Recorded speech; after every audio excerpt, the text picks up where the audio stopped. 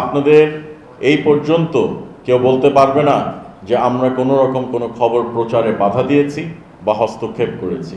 বিগত সরকারে আমরা দেখেছি, ফ্যাসিস্ট আমলে আমরা দেখেছি যে সংবাদ মাধ্যমে এবং সংবাদ মিডিয়া হাউসগুলোতে বিভিন্ন রকম চাপ প্রয়োগ করা হতো, কন্ট্রোল করার চেষ্টা করা হতো, আপনাদেরকে ভয় এবং হুমকি দেওয়া হতো।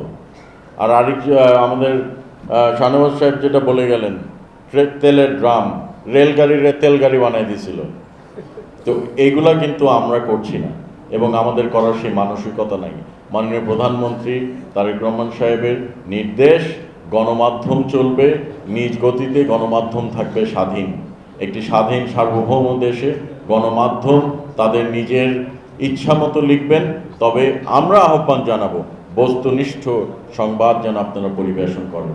না হলে আপনাদের উপরে যেভাবে মানুষের আস্থার ঘাটতি হতে পারে, আমাদের উপরও আস্থার ঘাটতি হতে পারে। আমাদের মন্ত্রণালয় মিস ইনফরমেশন এবং ডিসইনফরমেশন নিয়ে কাজ করছে, যেগুলো অপতথ্য, অসত্য তথ্য যেগুলো প্রচার করা হচ্ছে।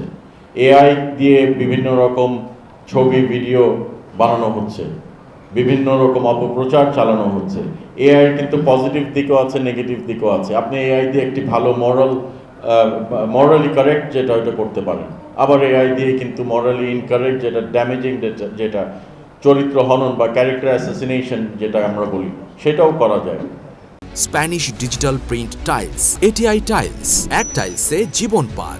এটি একটি বিশ্বব্যাপী, এটি একটি উদ্বেগের সৃষ্টি করেছে। আমি বিভিন্ন দেশের রাষ্ট্রদূতের সাথে কথা বলেছি এবং তারাও বলেছেন যে সারা বিশ্বের নেতৃবৃন্দকে, সাংবাদিক ভাইদেরকে, যারা নিবন্ধিত বা নিবন্ধন ছাড়াও যারা অনেক সময় অনলাইন সামাজিক যোগাযোগ মাধ্যমে, যে গণমাধ্যমের সামাজিক যোগাযোগ মাধ্যমে যেই খবরগুলো প্রচার করেন, তাদেরকেও এই এআইয়ের মাধ্যমে, এআইয়ের যে সুফল কুফল এগুলো সব অবহিত করা উচিত, ট্রেনিং দেওয়া উচিত। আমরা বিভিন্ন সাংবাদিকদের ট্রেনিংয়ের ব্যবস্থা করেছি আমাদের পিআইডি ডিপার্টমেন্ট থেকে। বিভিন্ন জেলায় এবং উপজেলায় আমরা সাংবাদিক ভাইদেরকে পর্যায়ক্রমে ট্রেনিং দিব মিস ইনফরমেশন, ডিসইনফরমেশন এবং এআইয়ের জন্য। আপনারা যারা সিনিয়র আছেন তারা ঠিক করে দিতে পারেন কাদেরকে দেওয়া যায়। এক একটা, যেহেতু আমাদের এখন স্বল্প পরিসরে শুরু করেছি, এক একটি উপজেলায় আমরা সর্বোচ্চ 30 থেকে 35 জন করে নিচ্ছি 3 দিনের একটি ট্রেনিং। এই বছর যদি শেষ করতে না পারি, আগামী বছর আবার আসবে ইনশাল্লাহ। আপনাদের সহযোগিতা চাই, অধৈর্য হওয়ার কিছু নাই। আপনারা চেষ্টা করবেন যে যারা যারা এই বছর অ্যাপ্লাই করে পাবেন তাদেরকে আমরা ট্রেনিং দিব, আর যদি যারা এই বছর পাচ্ছেন না, আগামী বছর ইনশাল্লাহ আমরা পূরণ করার সেই চেষ্টাটা করব।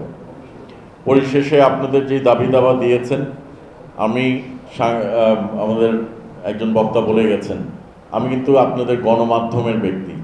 আমি ব্রিটিশ ব্রডকাস্টিং কর্পোরেশনের দীর্ঘদিন কর্মরত ছিলাম।